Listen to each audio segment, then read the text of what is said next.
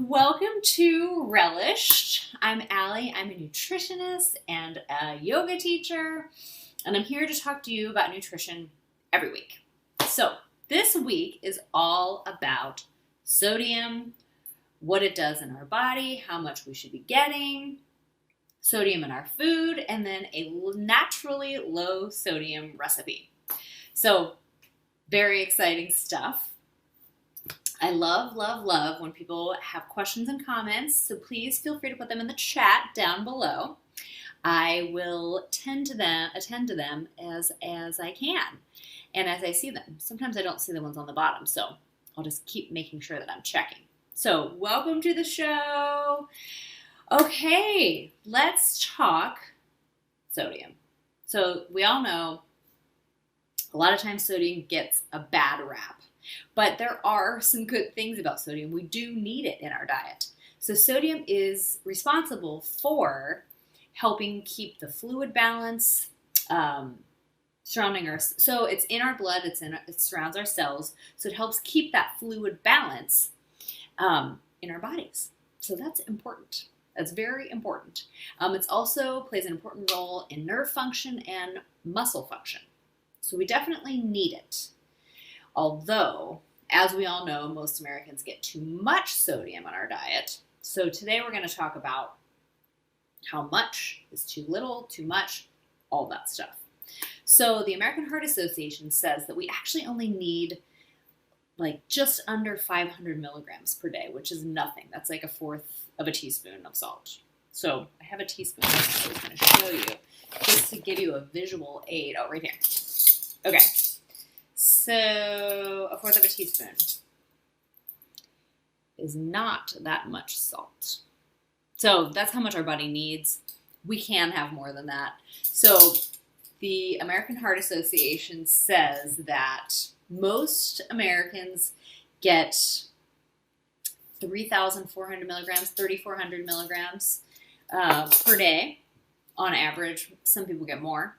Some people get less, of course. But most Americans are getting at least 3,400 a day. And that is a lot because they recommend no more than 2,300 milligrams per day. And they say ideally it would be 1,500 milligrams per day, which that is hard to do, but it's possible. So we'll get into where we get our sodium mostly. But if you're eating a diet that's all homemade and lots of fruits and vegetables, lots of whole grains, you will be having a low sodium diet because you'll be adding your own salt and not eating processed foods, which is where we get most of our sodium from, processed foods and restaurant foods. And the whole problem with eating too much sodium is that it could cause high blood pressure in some people. And we all know that high blood pressure is detrimental to our heart health. It could cause heart disease, heart attack, stroke, things in that category. So we don't want high blood pressure. Not everybody gets it, but some people are more sensitive to sodium and getting high blood pressure and all of that. So that's just something to keep in mind. So just quick, the blood pressure readings. Normal blood pressure is 120, less than 120 over 80. And that's the systolic over the diastolic. But you just have to remember 120 over 80 or less. Elevated blood pressure is between 120 and 129 over 80. High blood pressure is 130 to 139 over 80 to 89. And wait a second. Okay.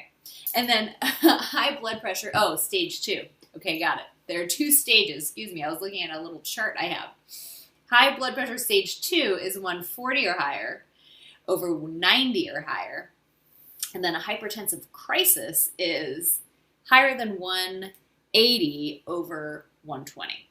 So those are just kind of numbers to keep in mind. You can find those really easily if you Google it, or on the American Heart Association or heart.org.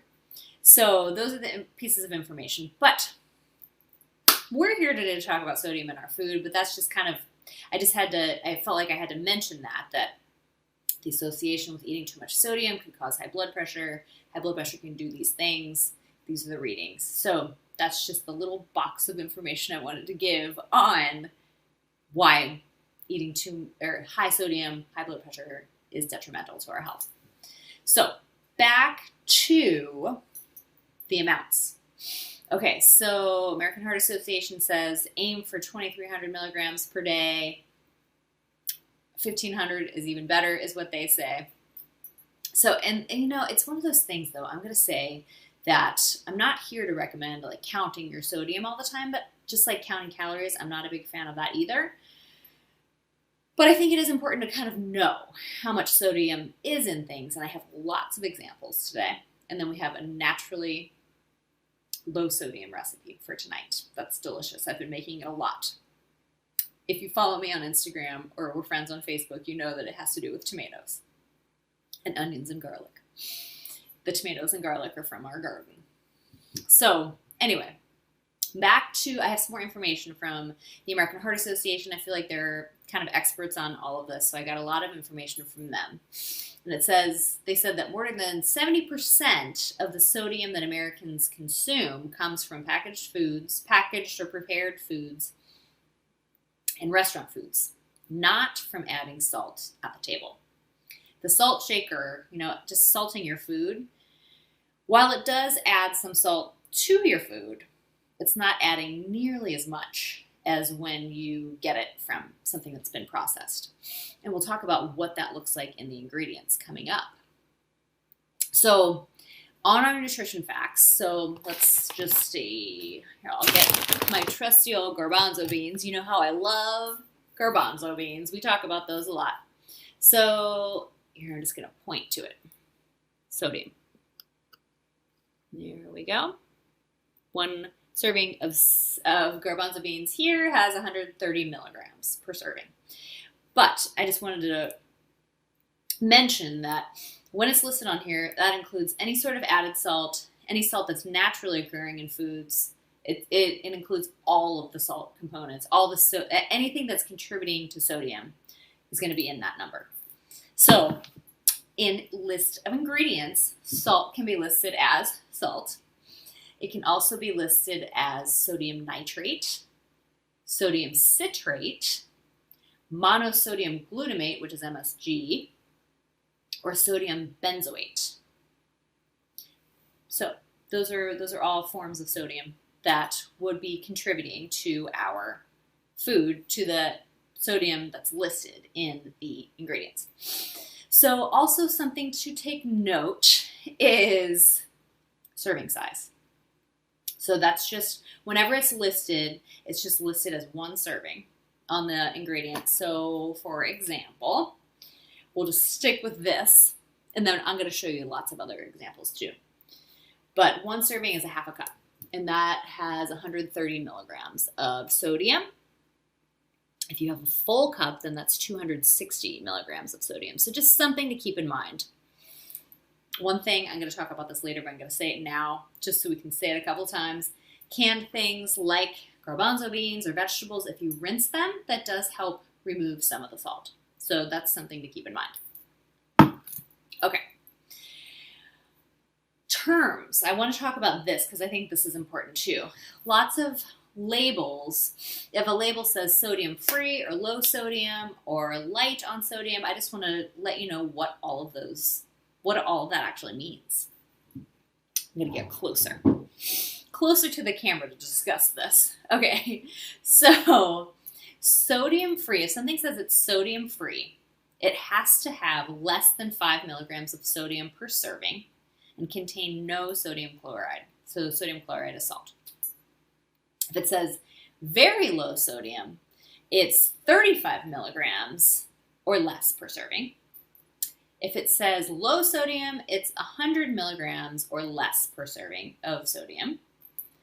Reduced sodium means it has to have at least 25% less sodium than what an original would be. So, for example, if you buy reduced sodium vegetable broth, it has to have 25% or more, 25% or more, 25% less sodium, 25% less sodium than regular broth from that brand. So that's just something to keep in mind.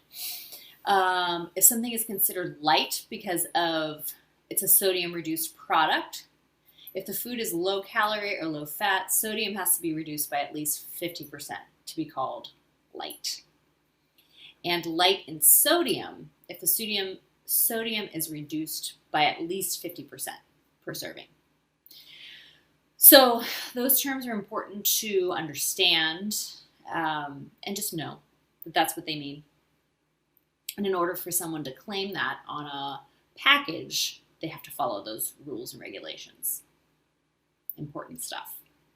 So there are a couple of lists I found out there that say what our top 5 or top 6 saltiest foods are, or foods with the most sodium. The first list says yeast breads, which bread is surprisingly high in sodium. When I did nutrition research, we actually had to make our own bread because so many breads, even like local bakeries, their bread was just too high in salt or sodium. Chicken and mixed chicken dinners, pizza, pasta dishes, and cold cuts. Those are the top 5 according to one list. The American Heart Association has a salty 6. The top 6 saltiest foods out there are, and they also say breads and rolls. So I have some bread to give as an example. Canned soups, I also have an example of that. Cold cuts and cured meats, so any sort of lunch meat, ham, turkey, chicken, anything like that. Pizza, one of my favorites, but we'll see why. Poultry, especially, poultry that has been injected with salt solutions. And sandwiches, I'm going to have an example of that, including hamburgers or fast food restaurants. Those are just going to be chock full of sodium. Something to keep in mind. So what can we do? Actually, let's do some examples. I love visual aids. And then we'll talk about what we can do to eat less sodium in our diet. Okay, so I picked some things that are obviously salty, but then some things that might not be. Everyone's favorite kettle chips, sea salt, and vinegar. Okay, so one serving is 13 chips. So that's not very many. That goes very fast. It has 180 milligrams of sodium. So if you find yourself eating 2 servings, that's 360. If you have more, you know the math, but just keeping that in mind. We all know chips are salty, but that's just the numbers. One serving has 180 milligrams. And I have some tortilla chips. Delicious. One serving is 9 chips. That is not very many. And that has 110 milligrams of sodium per serving. So 9 chips, 110. Very easy to eat more than 9 chips, especially if you have some delicious guacamole. Okay. And again, not something I think you need to be counting all day because that could just be a headache. Just to be aware. The garbanzo beans, half a cup, 130 milligrams per serving. And bread.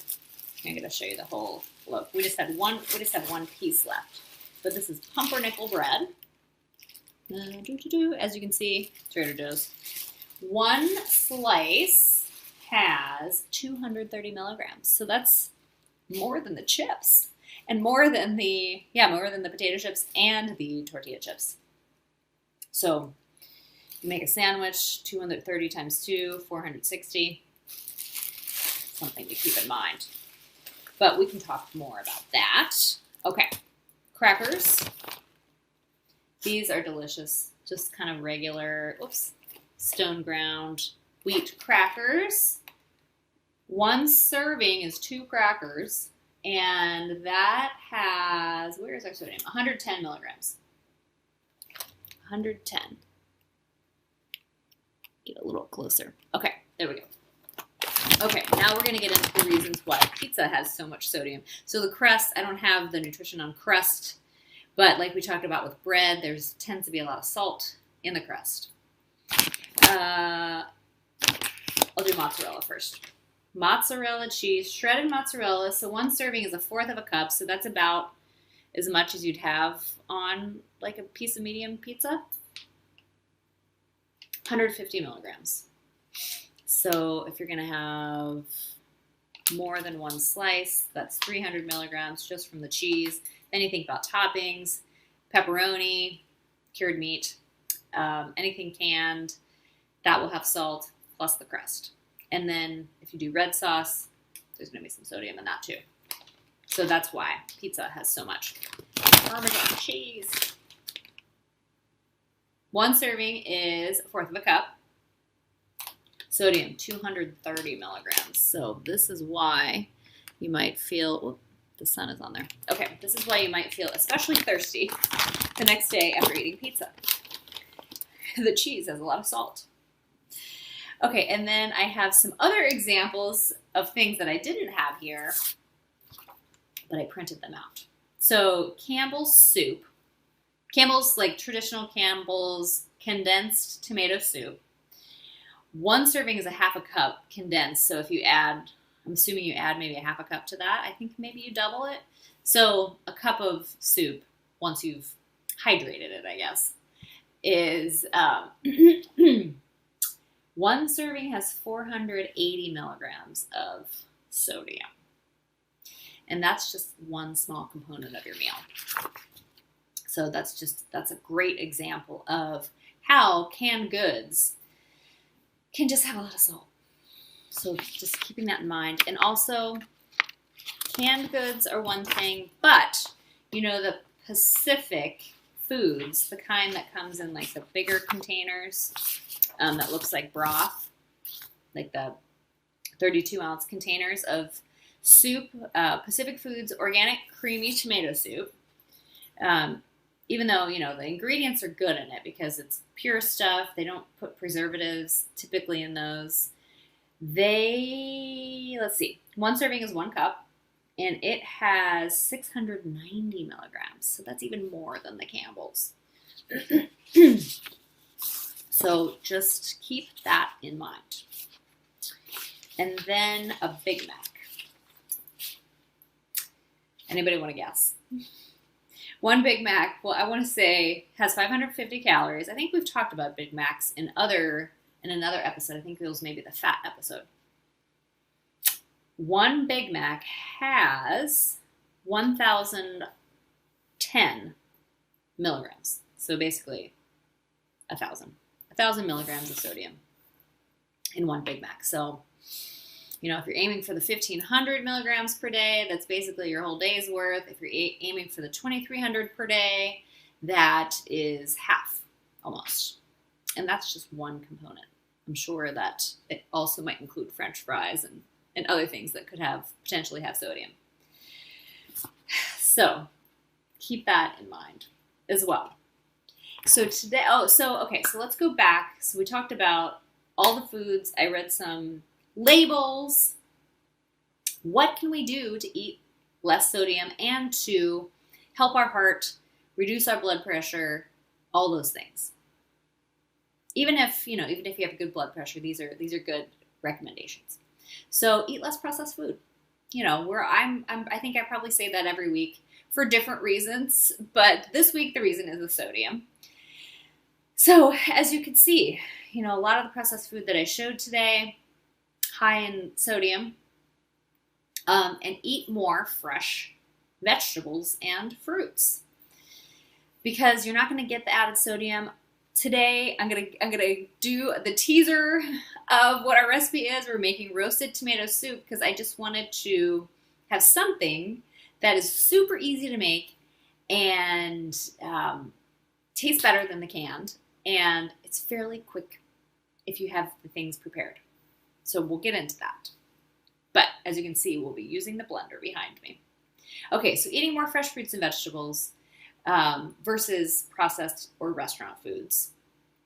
And just compare. Look at the difference between a low sodium versus something that doesn't say low sodium. It's not going to say like high sodium, but like regular broth versus low sodium broth, regular canned vegetable versus low sodium, things like that. Just looking at the difference is important.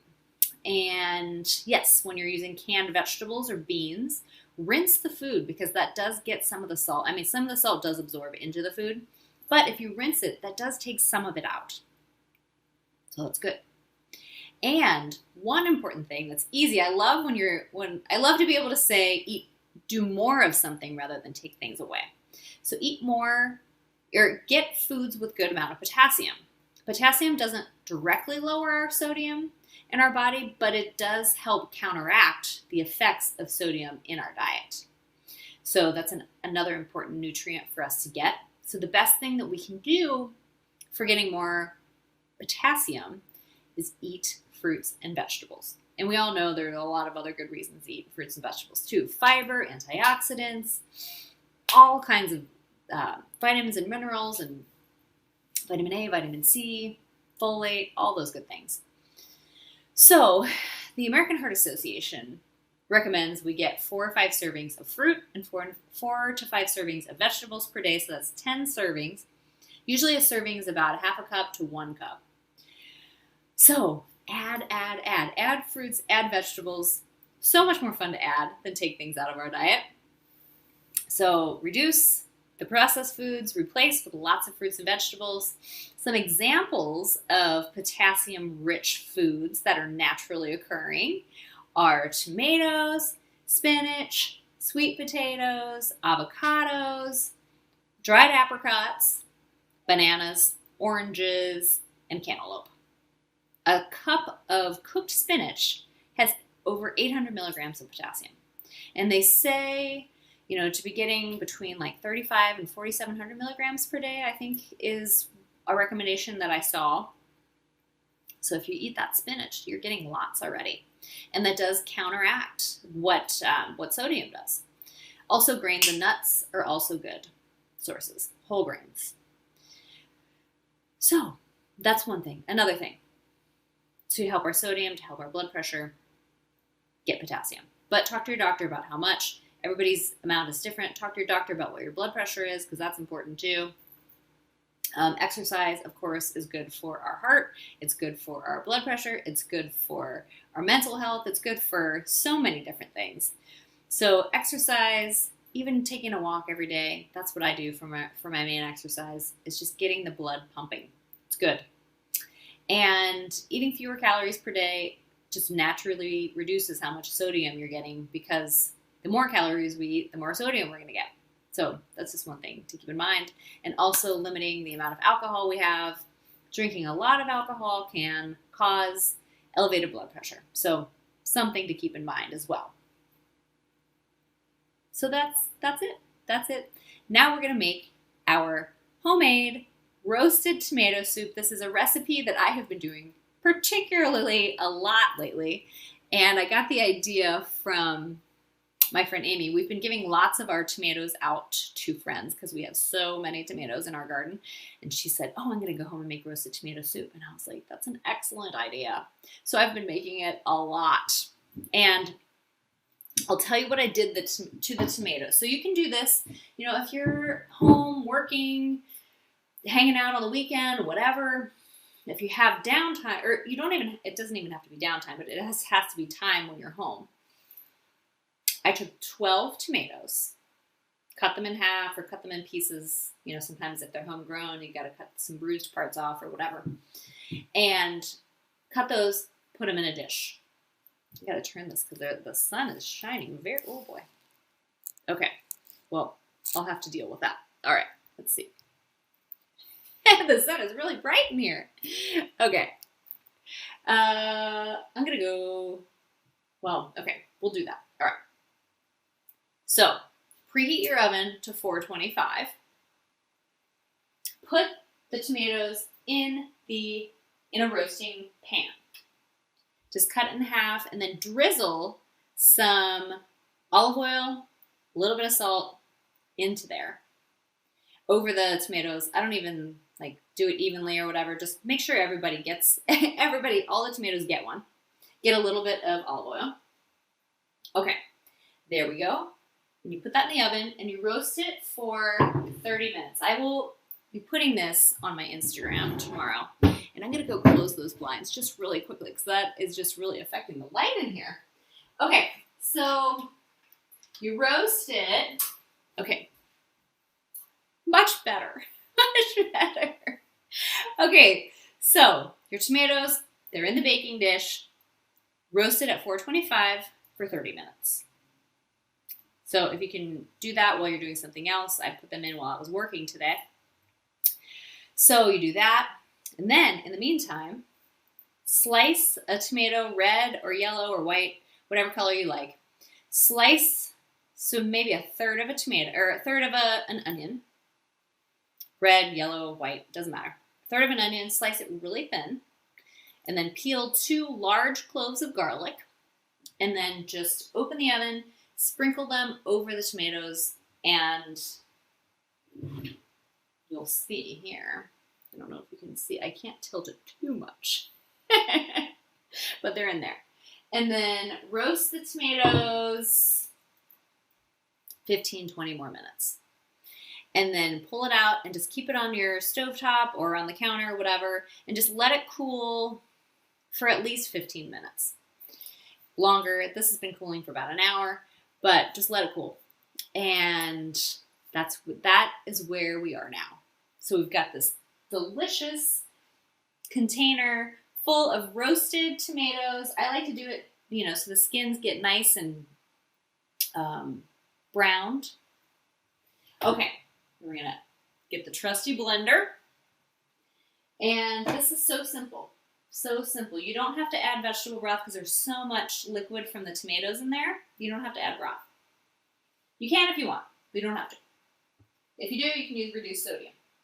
Okay, now we're just going to ladle the tomatoes into here. Might have to do some batches. And let's see. I'm going to fill it, if your tomatoes are still warm, you would just want to fill it halfway. For sure. Make sure to get some of the liquid. Okay.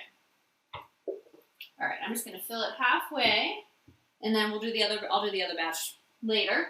And then I harvested some fresh basil. You don't have to put this in, but you're welcome to. I have 6 leaves. I'll do 3 and 3. So I'll do 3 leaves, and then add another drizzle of olive oil. So this is probably going to be like a teaspoon. Okay, and then I'm going to put it on here. A little bit of pepper. And a little bit of salt. Just a little. Okay. And then put the lid on. And then we're just going to blend it. And it's so good. It's so good, and it's so, so easy.